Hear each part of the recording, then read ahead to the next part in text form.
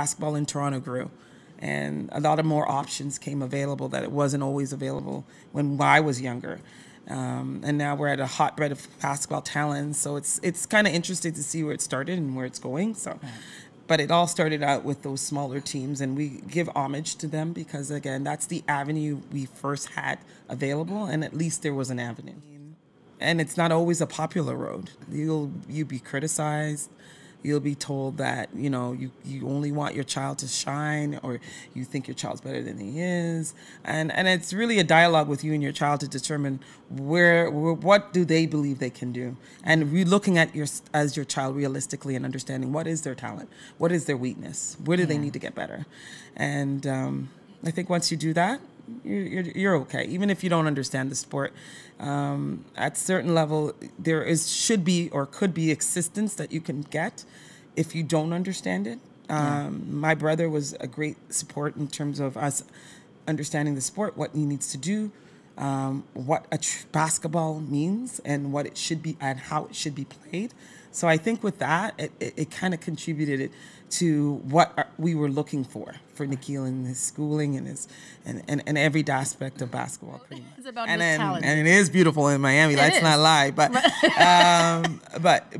and it's true. These are the decisions you're making when you're not privy to all the other avenues in getting to be a high-ranking basketball player, and a lot of parents won't understand that, especially mothers. Yes. Because just by the nature, you don't have that many mothers who have been exposed to basketball on a high level. So I think going forward, that is something I always would want to do, to be able to try and educate young mothers, not even young, old as well, on how you go about picking a school, because that is so important in terms of your child's longevity.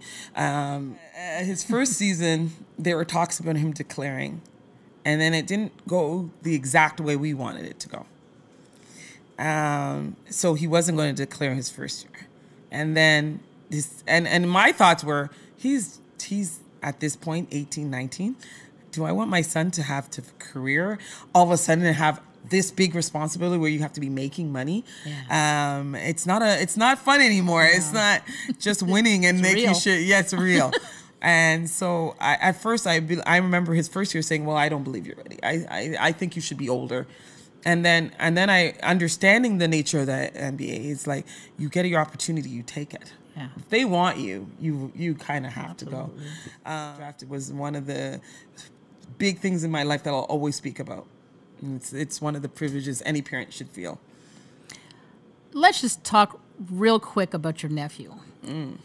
So your nephew is Shai Gilgeous-Alexander. That's correct. And he plays for OKC. Yes, now he plays for OKC. He was initially drafted 2018 by the Clippers, played for the Clippers, and then he got in that trade with Westbrook, and then Paul George going over to LA. He got traded in there, and he's now been OKC, and quite frankly, killing the league right now. You know, he's proving to many, and a lot of doubters were in the beginning with my nephew as well. So it's a beautiful thing to see, because this is a little boy I've known since before he was born, and he's played with Nickeil. He grew up with Nickeil. He went to school with Nickeil. It's Nickeil's best friend. So it's quite frankly, it's like an extension of myself. So, but what is it like seeing them play against each other now at this level? Well, it's interesting because, you know, me and my brother will watch a game and he's cheering for his son and I'm cheering for mine.